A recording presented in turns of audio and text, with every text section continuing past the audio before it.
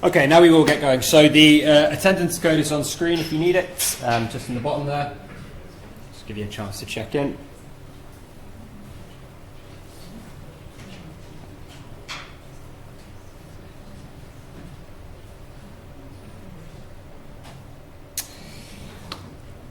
Okay, so our topic this week, obviously last week we were talking about some of the theories and key concepts associated with sports governance and sports management. This is the wrong title, this should say sports governance, but we're talking about the World Anti-Doping Agency today. So, World Anti-Doping Agency, often abbreviated to WADA. A couple of different aspects we're going to look at in terms of WADA today. So first off, we're going to look at who is WADA and what do they do. Why do we need a World Anti-Doping Agency? What are some of the issues here? And what is the World Anti-Doping Agency code? We'll be going into a bit of detail around that. We're going to look at what some of the history is to doping in sport and what were the events that led to the formation of WADA in 1999. And then we're going to look in terms of sports governance, how does it react and how does it relate and interact with other sports governing bodies across the world, and what's their role within the sporting environment. And then we're going to look at what are some of the successes, but actually probably more pertinently, what have been some of the criticisms of WADA today. Okay. Any questions so far? Everyone happy with that? As last week, probably won't go for 2 hours. I'm still not 100%, as you might be able to hear, so we'll probably just go for just over an hour, okay? And again, I'll try and break it up a little bit. There's a bit of an interactive activity I'd like you to do later on as well. So about WADA, the purposes of WADA and the World Anti-Doping Code, which is something they've created, and the World Anti-Doping Programme, are to protect athletes' fundamental right to participate in doping-free sport and thus promote health, fairness and equality for athletes worldwide, and to ensure harmonisation, coordinated and effective anti-doping programmes at the international and national level with regard to the prevention of doping, including education, deterrence, detection, enforcement and rule of law. So what this means is essentially two reasons for why we have WADA. One is to look after athletes. We know that doping can have serious harmful side effects. We also know that there is doping that goes on, and actually what we need is, if you can imagine, if different countries have got different rules regarding doping, then potentially some countries might have an advantage when it comes to competition. So what we need is a body to oversee what is allowed, what isn't allowed when it comes to doping, and to create a code which countries have to abide by. Okay.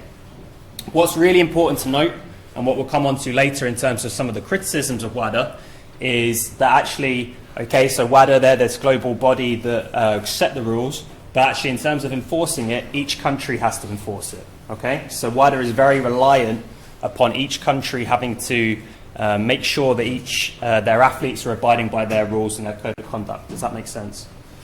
So you've got this overarching body that creates the policies, create the rules, says what you can take, what you can't take, but actually it then comes down to each country to actually be able to monitor that and enforce that. Okay? So you can imagine, as we'll discuss, that isn't without its problems.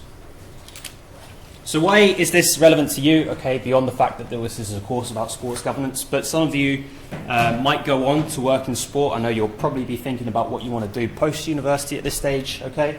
So what's actually really important to take away from this is it's not just the athletes that are responsible for the knowing what they can and can't take, okay? So either you might be an athlete yourself, but you might also be support personnel, is what they call it. So athlete support personnel are also liable. So this could include a coach who deals specifically with an individual athlete, or coaches and team staff who deal specifically with an individual sporting team. So you might go on, graduate, want to go and work with a team in any sport, really, okay? And you have to be aware of what is in the code, okay? So you have to be aware of what substances the athletes you're working with can and can't take, because you would also be liable, and that athlete might also be liable if you are unaware of the regulations and rules, okay? So the following offences under the WADA code are clearly applicable to the athlete support personnel. So if you've got possession of even if the athlete's not taking it, if you as support personnel have possession of a prohibited substance or method during a competition, that athlete potentially loses out. Okay? So you've got possession of prohibited substances or methods during training, so not even just competition, or trafficking or attempted trafficking of any prohibited substance or prohibited method.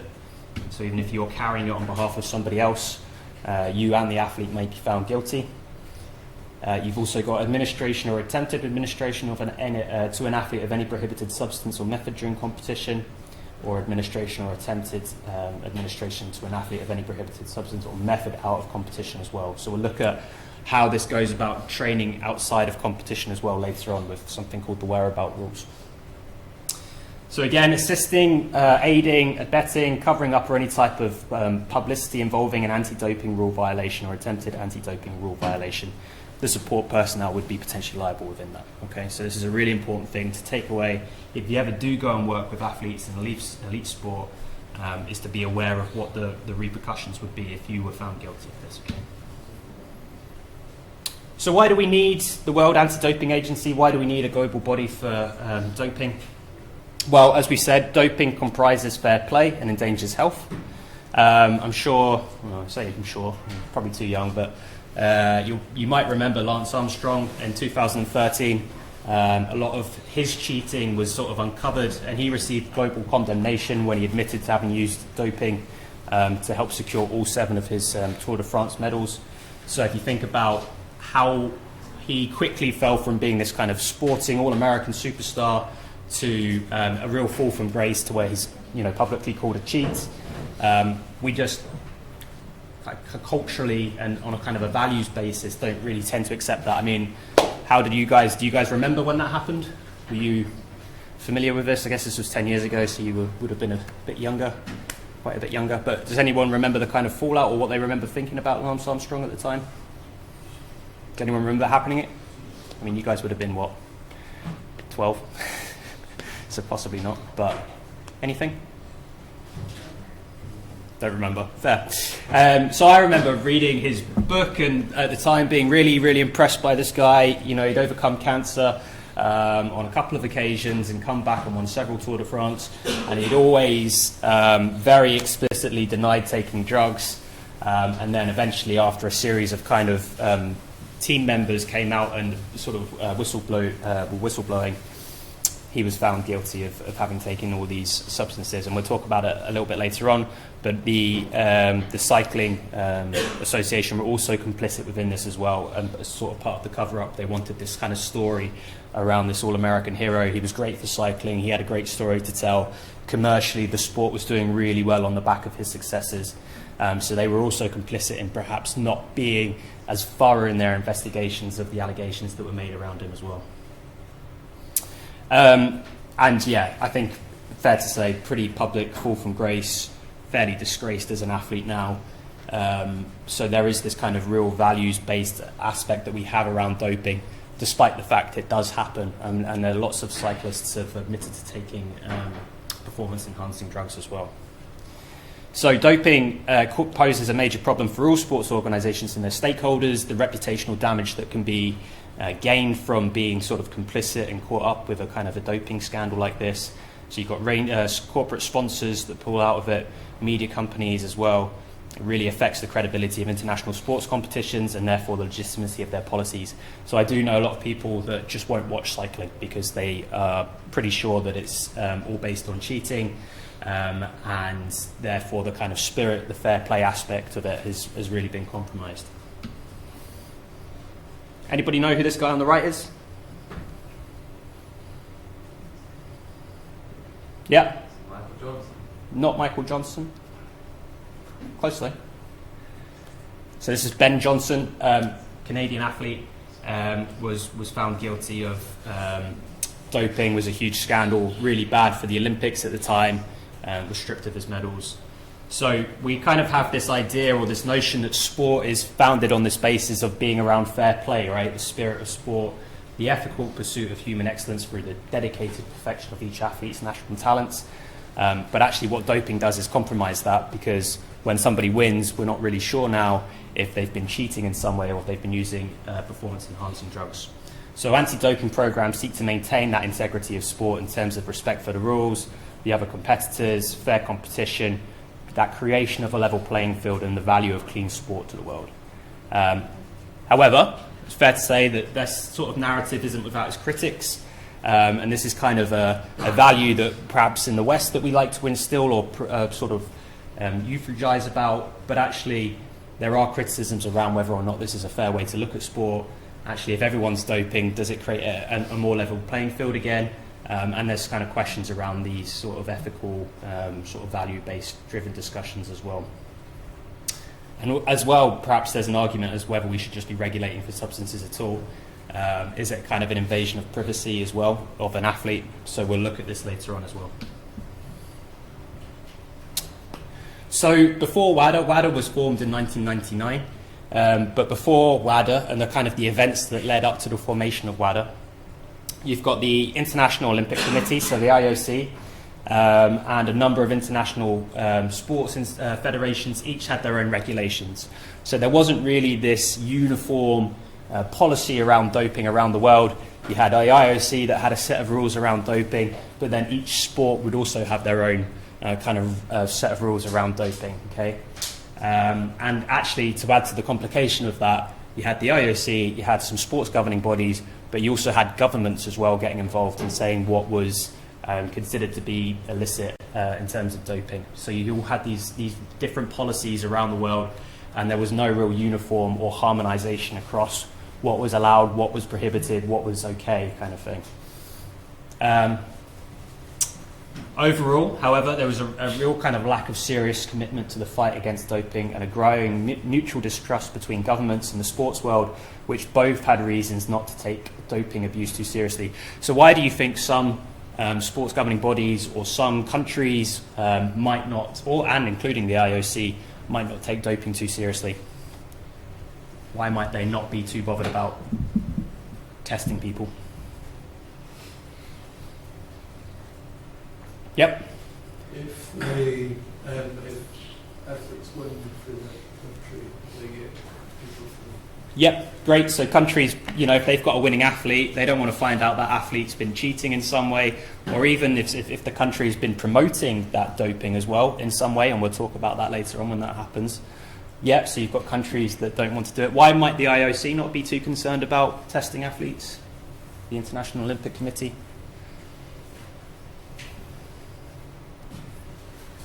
Any ideas? You're going to improve the standard of the sport, so get more people to be able to be registered. Great, so you've got more interest because you've got new records being set, right? But actually, if they find someone that's cheated, having broken a record, it doesn't look too great for them, right? So they're perhaps quite happy to ignore some of the doping that went on. So you've got this kind of distrust between all these governing bodies around whether or not doping is going on, and there doesn't really seem to be any real commitment to stopping it from happening. You've also got this kind of huge commercial aspect to it as well. So we spoke about cycling and the kind of level of commercial interest that was growing in cycling. Same thing happens in the Olympics. When America held it in LA 1984, it was the most profitable Olympics of all time. As you can go and read, I'd recommend this, a bit of reading here called Spitting in the Soup. As a guy goes on to talk about how actually miraculously all the results disappeared from the testing that they'd done, because they found that there had been some positive tests, and this was going to be potentially quite bad for the sponsors that had put a lot of money into this event, made it a very profitable business. So they were quite happy to kind of ignore the fact and go along with the fact that these records somehow disappeared. But yeah, I'd recommend reading Spitting in the Soup if you're interested in following that up. So the International Olympic Committee weren't even the first sporting organisation to institute drugs tests. It was actually FIFA a couple of years before the IOC that first had drugs testing in sport. However, since the 1960s, you've got the IOC that are taking this increasingly central role in developing anti-doping policy in sport on a world level, even if they're perhaps not always that committed or too bothered about finding drugs cheats. And then you've got during the 60s and early 70s, the IOC had seen its role as being limited to ensuring that local organising committees for Olympic Games made arrangements for drug testing out of competition, out of competition. So the IOC becoming more important within this kind of debate around doping. Then by the late 70s and early 80s, IOC increasingly adopted a policy leadership role, so they're kind of a bit more at the forefront of this. going through an accreditation of laboratories as well for the analysis of samples, making sure that the labs that are testing these samples are up to scratch or their standards, and then they come up with a list of banned substances and practices, producing the first such list in 1971. The problem is that the years before the formation of WADA, the reputation of the International Olympic Committee as the kind of defender of drug-free sports was under attack due to keep a particular image of the Olympics for commercial purposes. So I mentioned the LA Games was very profitable. There was allegations that perhaps there were positive samples that were found but never kind of released or revealed publicly. So there was this kind of mistrust really about whether or not the IOC were independent enough to want to actually go and pursue positive drug tests. But actually the real catalyst for the whole formation of WADA, the real big event, was the Festina event. So Festina, actually a watchmaking company, but they got involved in cycling, and they were sponsoring this team in 1998 at the Tour de France. And what you had was a huge kind of media scandal involving the Festina team. And I've just got this quick video to show. I won't show much of it. Hopefully it will work.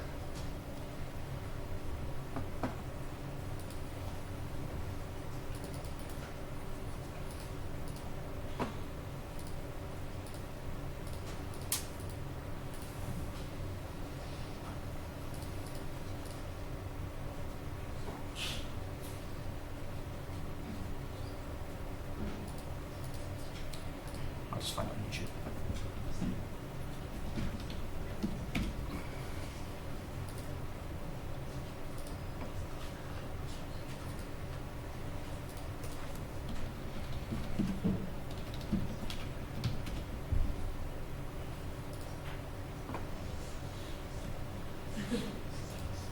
It's not a promotion of alcohol.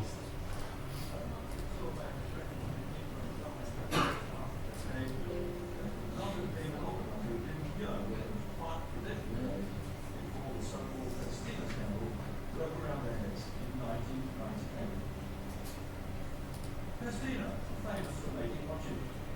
1998, sponsors were Queen Star over British Brown. Other team members were the champion rock Russia. Okay, so that's quite annoying. Can't get the sound to go very high. Basically what happened though is you've got this.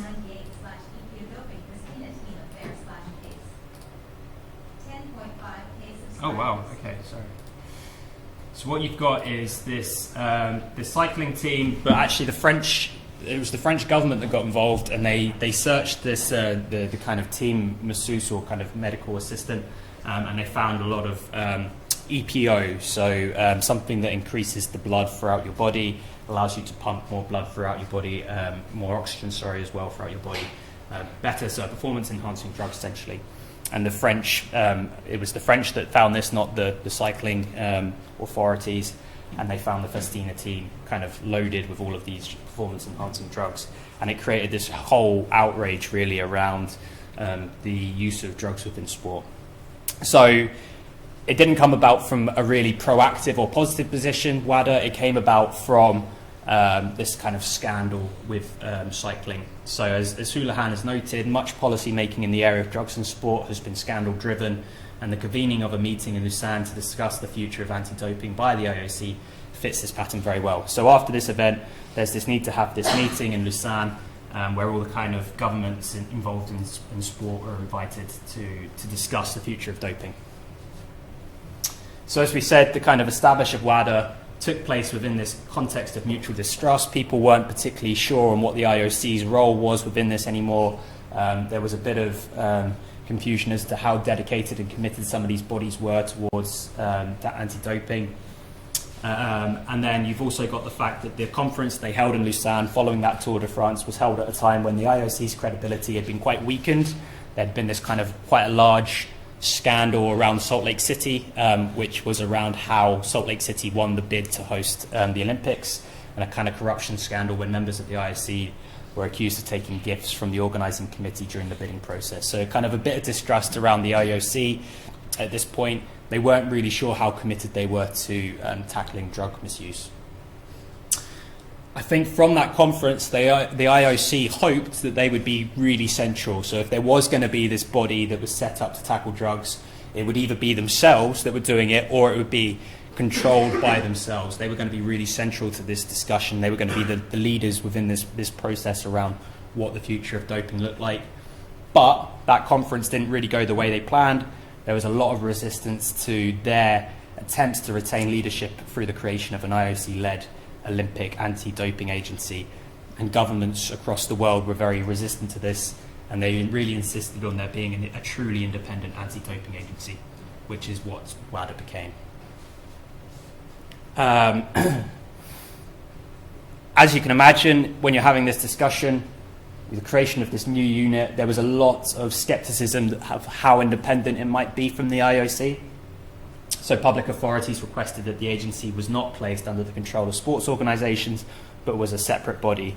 And what was really important was actually that WADA's permanent headquarters was then based in Montreal, not in Lausanne, where the International Olympic Committee was. So that might sound like quite a small thing, but this was considered a bit of a win. The fact that even WADA was set in a completely different country was considered a bit of a win, to show that it was a separate, different organisation and it wasn't controlled by the IOC.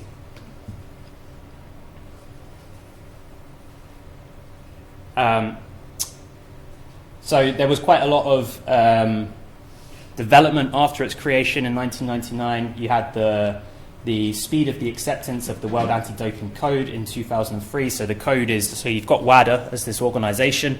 They've created the code, and the code kind of outlines what you can and can't do. So what is allowed, what isn't allowed, education aspects to that as well.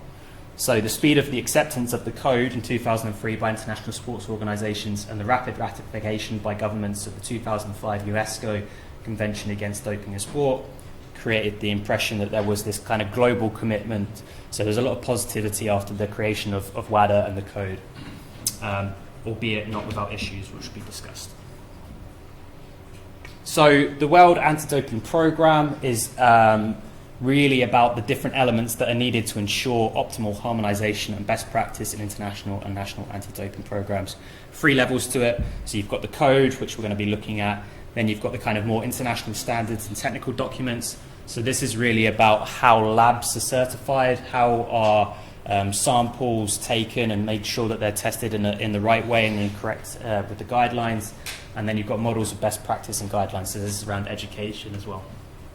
We're going to focus on the code. We're not going to look at too much of the other things. And then after this, I'm going to get you to do a quick little exercise. But the code is really the fundamental and universal document upon which the World Anti-Doping Programme in sport is based.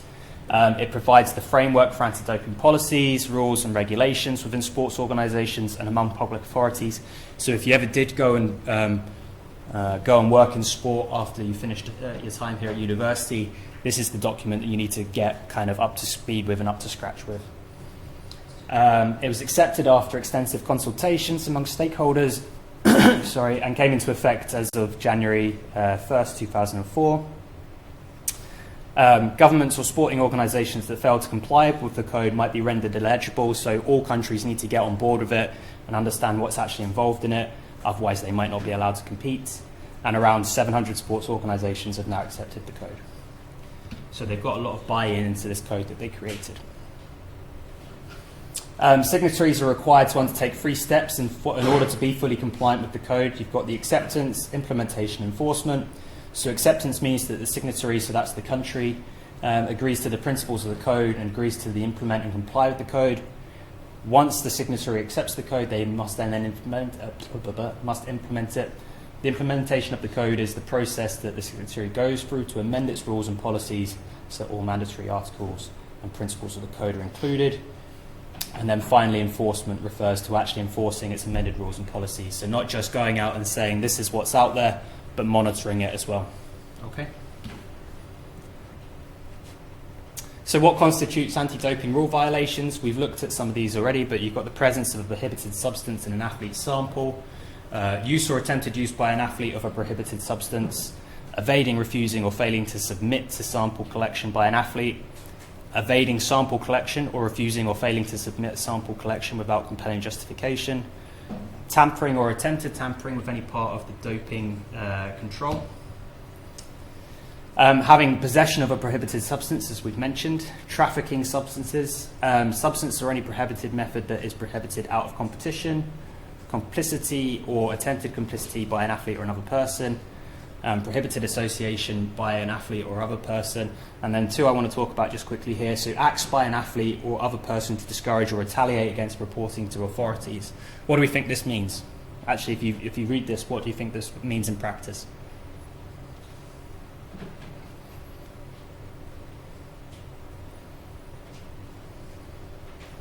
Acts by an athlete or other person to discourage or retaliate against reporting.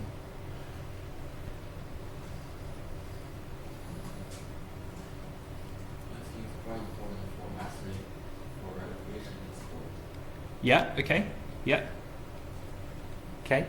So what we've got here is whistleblowing, essentially. So somebody threatens to come clean about doping within sport. If somebody threatens to discourage them to do that, that is considered a violation of the code. Okay, so there's a link that I wanted to show. It's in some recommended watching for you. Sorry, there's a documentary about Lance Armstrong, and it's quite public that he, during a race, went up to another athlete that threatened to go to the authorities about him live on camera. And he basically threatened to ruin his career. It's televised, they've got footage of it, and he did that, and that was just the kind of stage in his career that he could do that he could threaten somebody, and there wasn't really any retribution towards it. So it's actually a violation of the code. You're not supposed to discourage somebody from reporting incidences where cheating has happened or violations of the code have happened. But yeah, if you watch that Lance Armstrong documentary, just the kind of confidence, I guess, is perhaps not the cockiness that he has to kind of do that publicly and have it captured on camera by the media to go to a cyclist that was threatening to come clean and threaten to ruin his career, kind of is quite compelling or damning, I guess, of his personality. And then we've got this whereabouts failures by an athlete. So I want to look at this a little bit. So we've got the whereabouts rule. Okay, so the anti-doping code revised the whereabouts system in place since 2008, under which, as of 2014, athletes are required to select 1 hour per day, 7 days a week to be available for no-notice drugs tests. So that just means that authorities can come up, you've said where you're going to be on a certain hour of a certain day, they can turn up and take a sample randomly, okay? It's been unsuccessfully challenged at law in 2009 by Sporter, the Belgian sports union, arguing that the system violated Article 9 of the Convention of Human Rights. So can you imagine, it's a bit, what do you think are some of the problems with that? Why do you think it's been challenged in court? Sorry?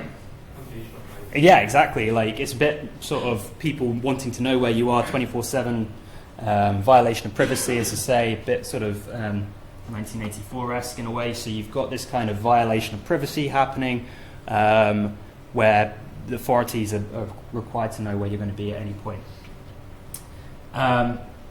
So you've got a significant number of sports organisations, governments, athletes or other individuals and organisations to express support for the whereabouts system. The International Association of Athletics Federation, UK Sport are two of the most vocal supporters of this rule, but both FIFA and UEFA have criticised the system, citing privacy concerns. We've got a little case study. This is Christine Oku. By the way, do you know you guys can get access to this box of broadcasts with your Stirling University email? You can access all sorts of different stuff on here. This is a documentary about the 2012 Olympics.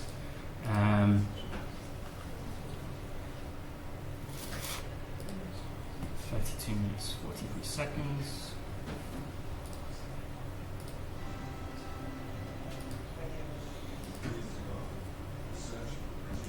Well, I've just realised we've still got the sound issue, haven't we?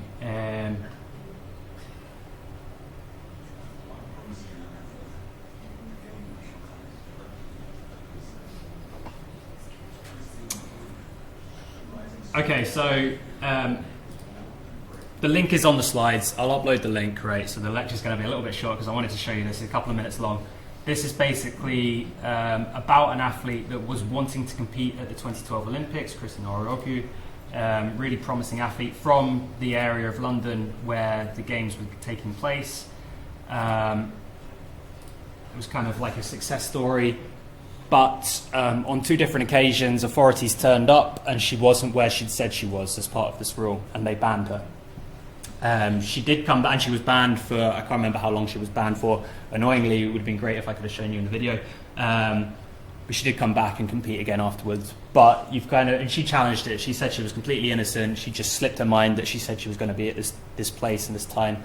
And so there's a real discussion there around whether or not she warranted the length of ban that she received, okay? So this is a really controversial aspect of the WADA code. Okay, what I'd like you to do is scan this QR code on screen. There is a 10-question quiz that you can do on the WADA code, and we'll just take sort of 5-10 minutes to give you a chance to test your knowledge based on what we've said so far or what you think would be right. I will find a prize for whoever can get 10 out of 10. It's got quite an annoying noise, so you might want to put your phone on mute.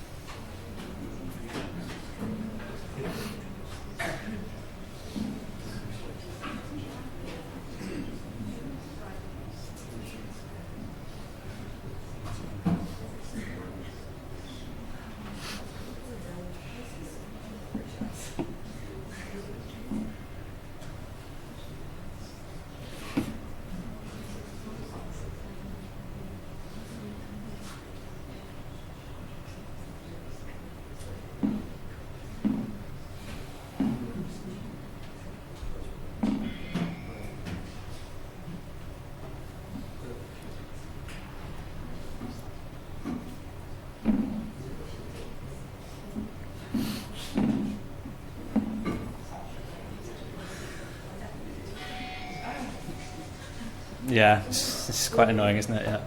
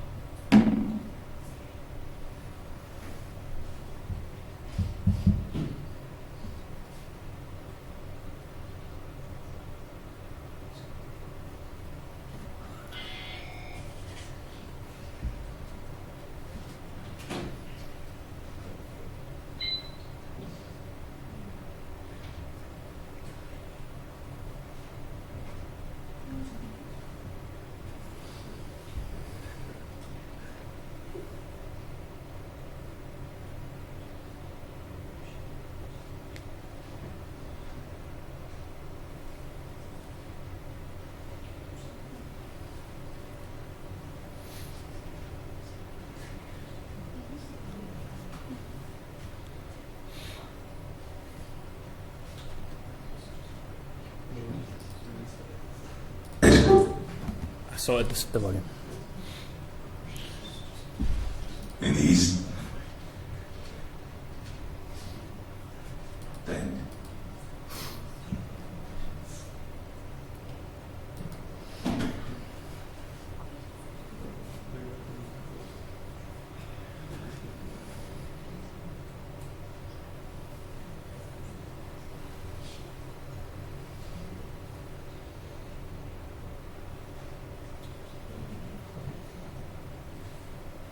How are we getting on? Anyone finished?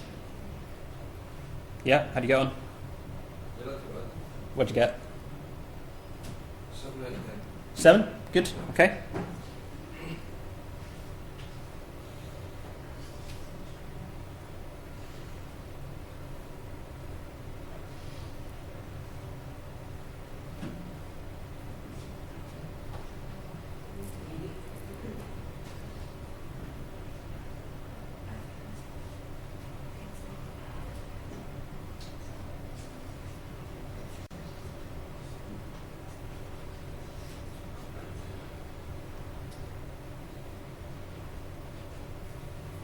Anybody else finished?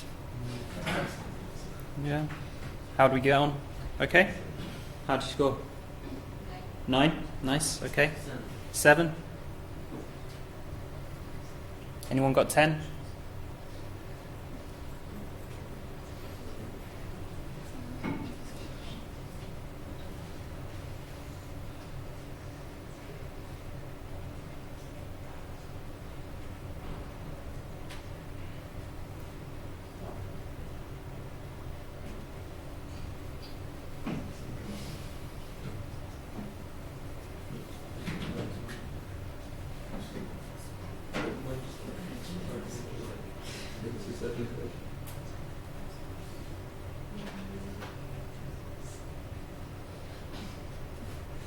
Okay, I'll give you 1 more minute to finish up and then we'll move on.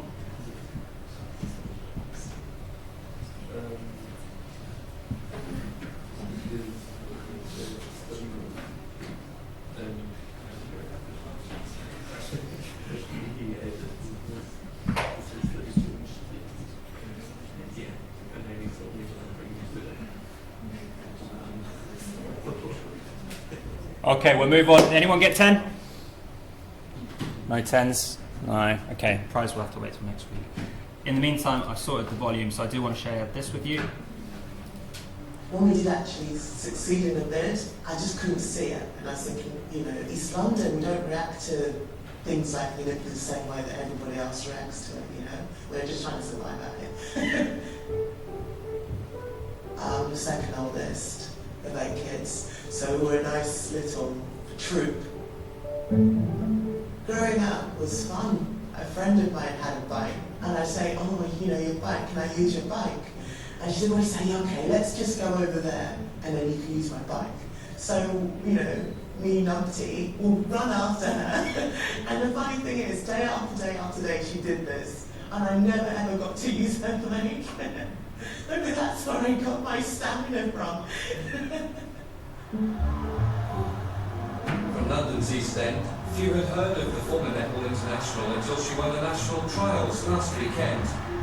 When I started track, it really wasn't about medals. I was just happy to just see where it went. But around about that time, the winds were saying that I would be the face of 2012. Nothing was official, but the fact that I was from Stratford, started my journey, and everything will come together in 2012. I seemed an obvious fit.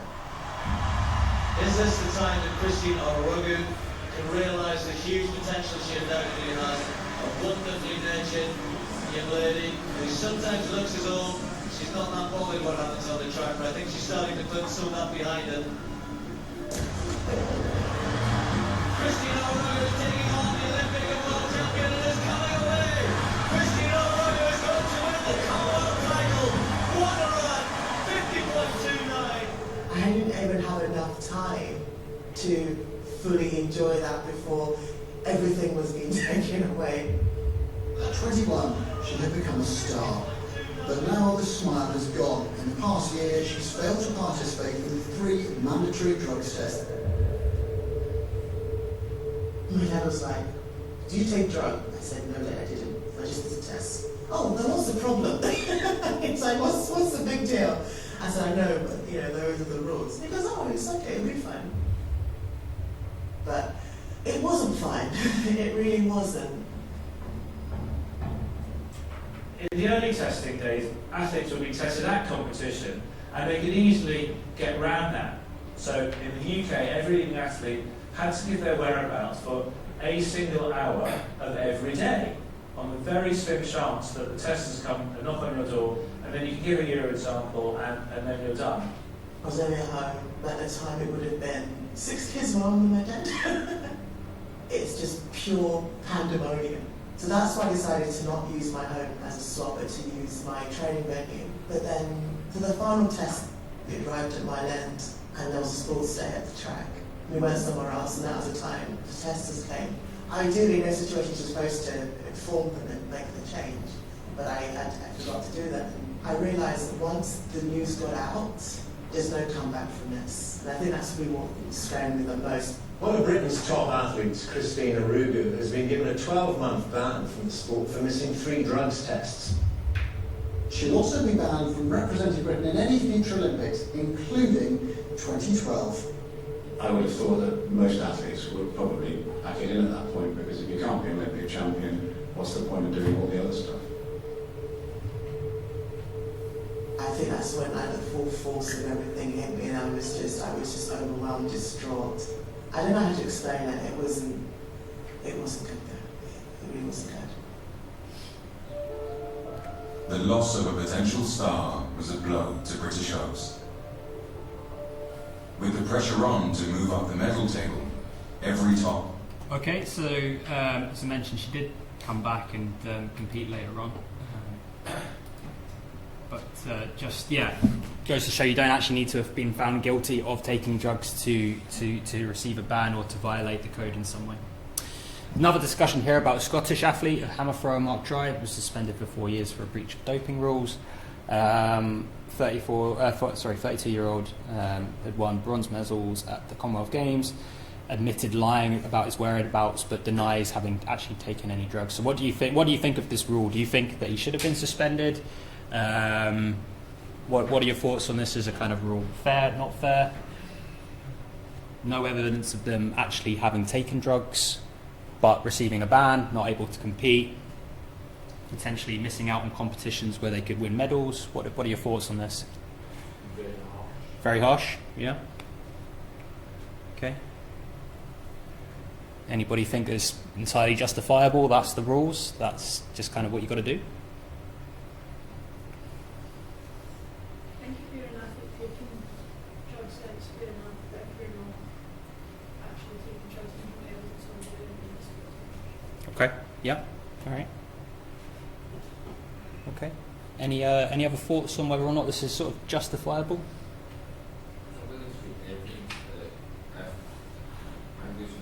Given a chance to prove that anything to actually get them was not automatic. Yeah. And then they affect them back on negative, then just shouldn't really be banned. Like,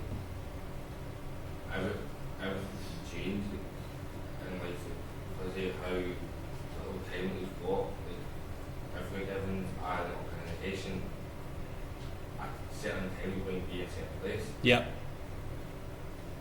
That can change rapidly. Yeah. You don't know where you could be, so I don't understand that rule that actually the many places that anyone can be is unbelievable. Yeah. So Yeah. it's pretty insane for a good that. Yeah.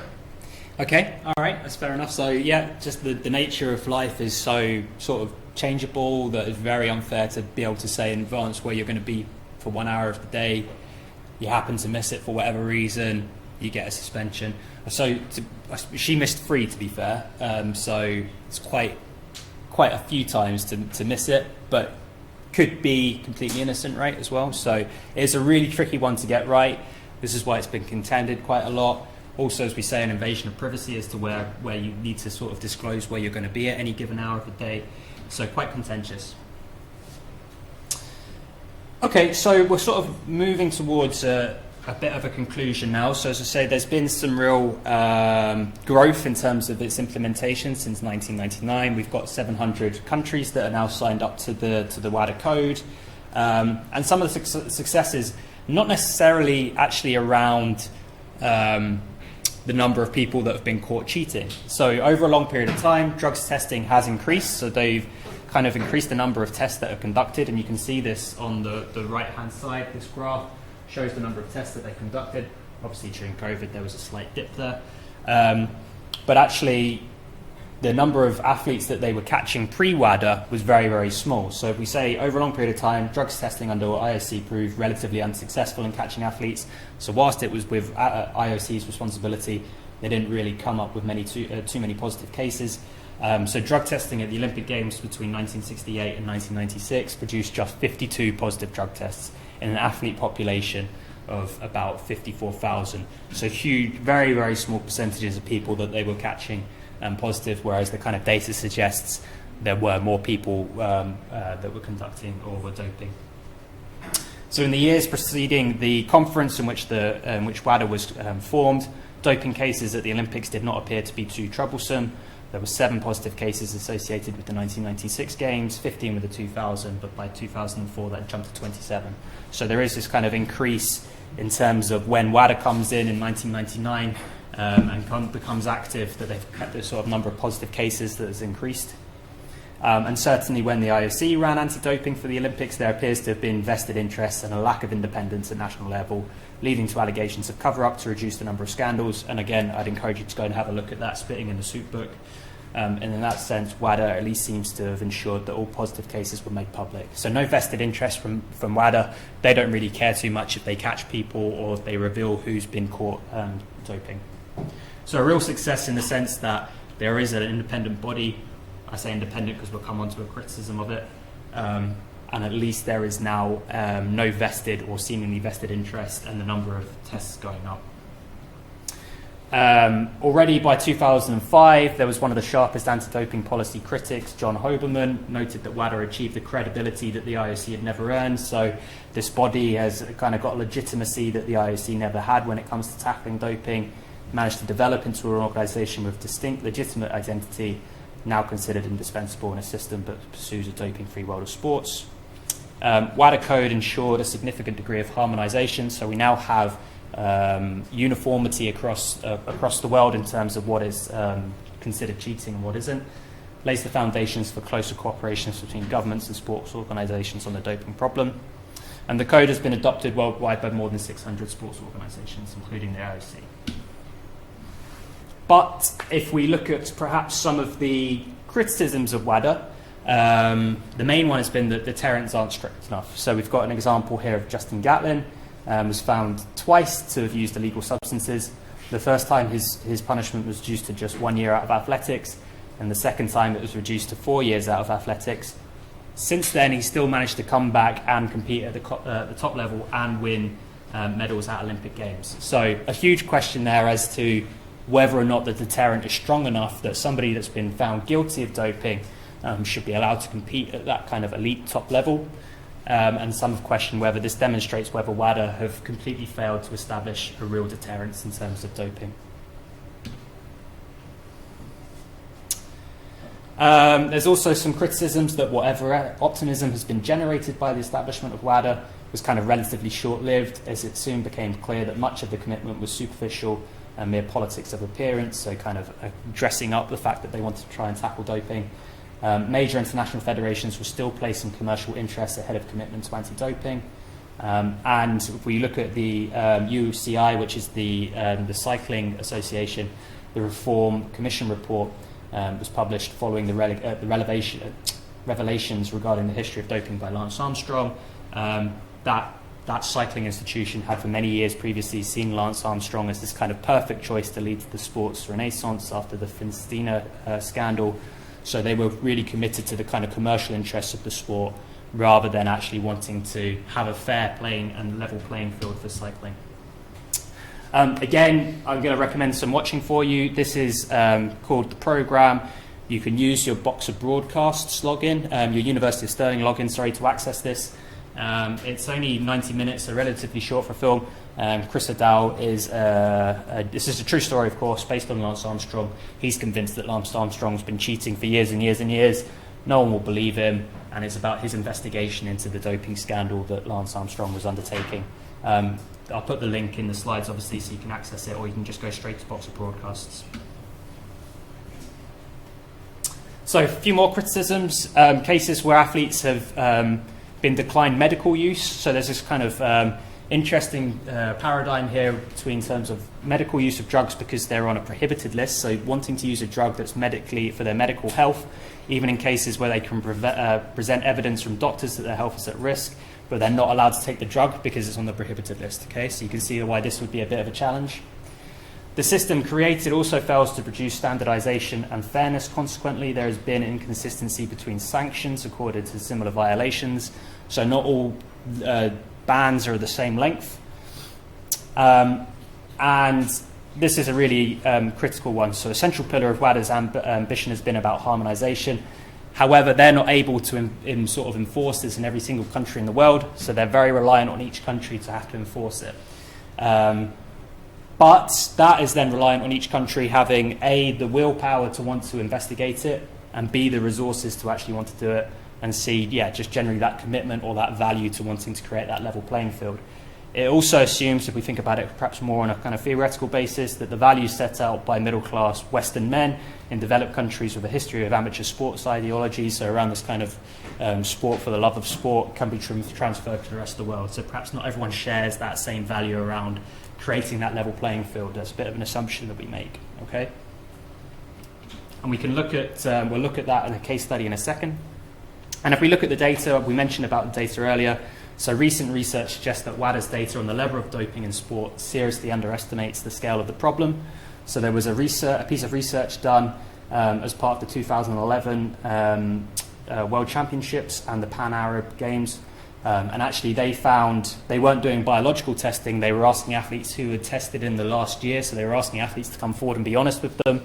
That actually it was much closer to sort of 44% of athletes had admitted to doping in some form and 57% at the Pan-Arab Games. So this is significantly higher than the 1.08 and the 1.6 that WADA reported.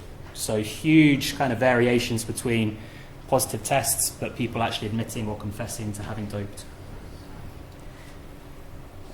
So if we summarise some of those criticisms, success is very reliant upon each country's enforcing the rules and regulations, Russia being the clearest example, which we'll come to. The aims of harmonisation, although this relies on countries having the same proportion of resources. Criticisms that WADA is not independent, again we'll come to this in a second. Some of the regulations are considered invasive, so we've talked about this invasion of privacy with the whereabout rule. We've got actually that some of the figures and statistics show that they're just perhaps not that good at catching athletes, and biological testing is quite hard and tricky to do. And actually, no matter how tight the rules have become, people are still able to evade the system and the tests that are taking place.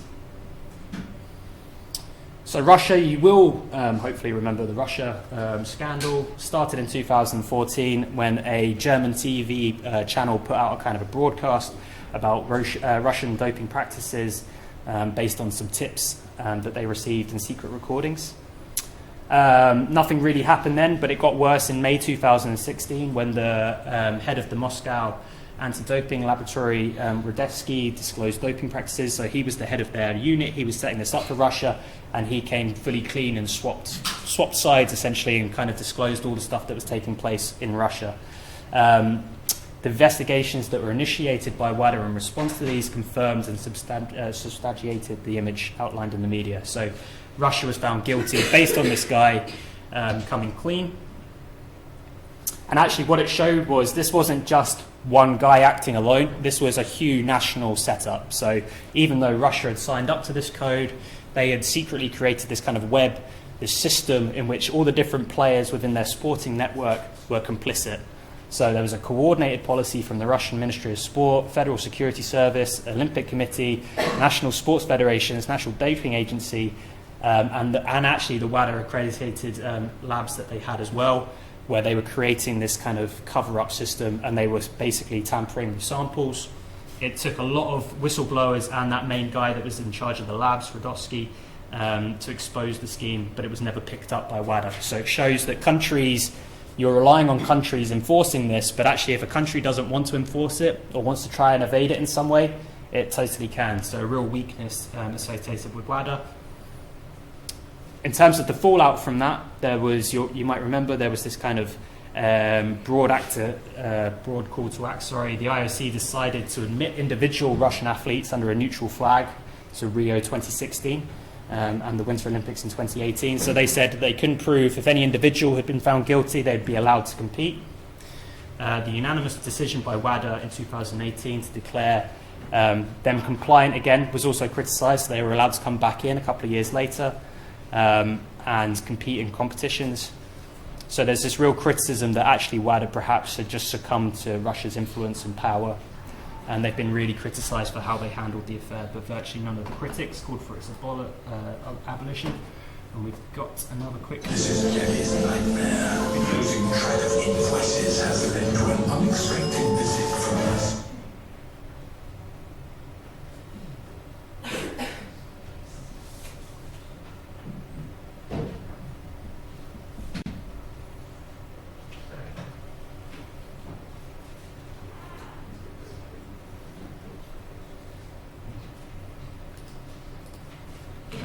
The 2014 Sochi Winter Olympics were a huge success for the Russian team. 2 years later, and just weeks before the opening ceremony at Rio 2016, something happened that no one had anticipated. Grigory Rodchenkov, the head of Russia's anti-doping laboratory, turned whistleblower. His admissions, captured in the Oscar-winning Netflix documentary Icarus, thrust Russia's actions into the public consciousness like never before. I was admitted to facilitate one of the most elaborate doping ploys in sport history. This is Debbie's nightmare. Losing track of invoices has... I really need to get the pro version of this.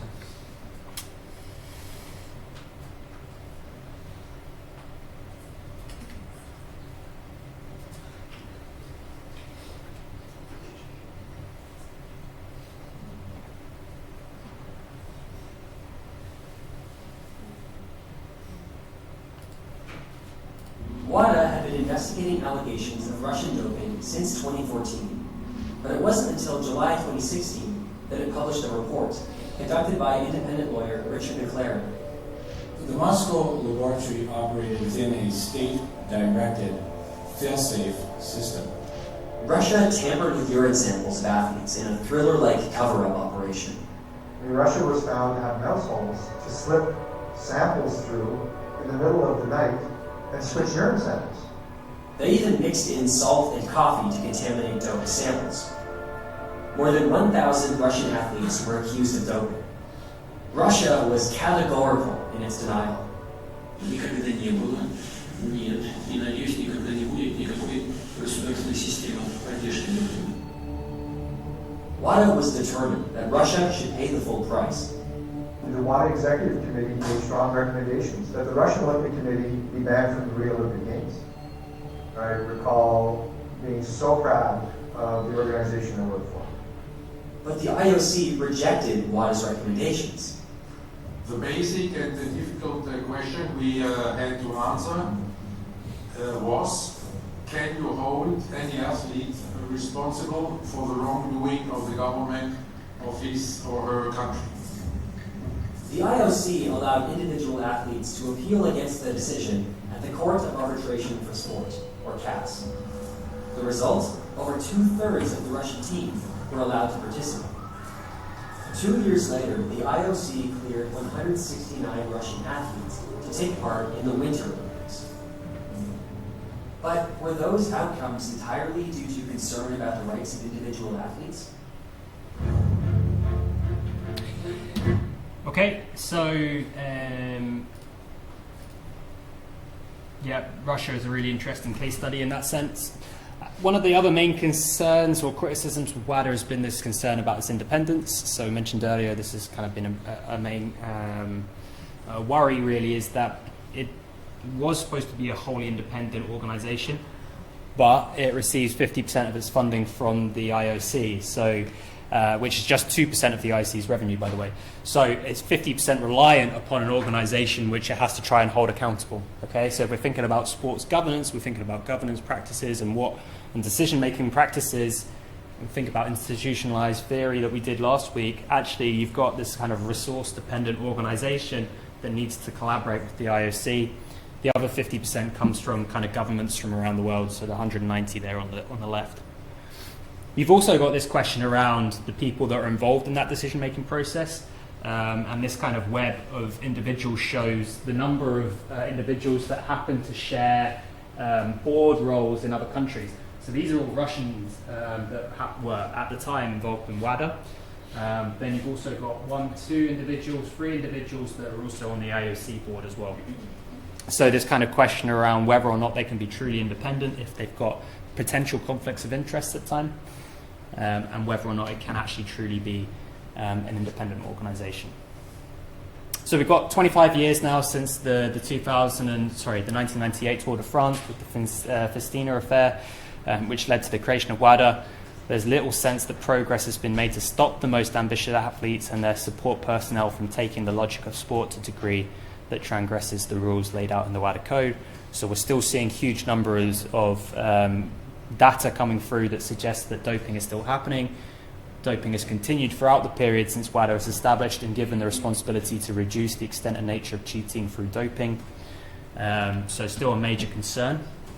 However, if we're going to look at it on the flip side, Bottenberg et al. Argue that actually being successful for WADA is not necessarily about number of positive cases, but it's around its role as that guardian of the values of sport. Okay, so actually it's been perhaps less about actually how many athletes they catch or the number of positive samples they collect, but actually about creating that harmonisation and kind of gaining that reputation for being a legitimate organisation that is committed to stopping drugs cheating. So that the anti-doping regime is becoming more strict, the costs of this policy are increasing, and the privacy of athletes is coming under increasing pressure. While it cannot be demonstrated that the policy is becoming more effective in reducing doping in sport is another matter. So you could weigh it up. Positives of WADA, criticisms of WADA on the other hand, quite a complex, tricky web in terms of how it relates to those different sports governing bodies and stakeholders. And that's all I wanted to discuss with you today. Any questions? Good? Happy? All right. I will see you next week, I think.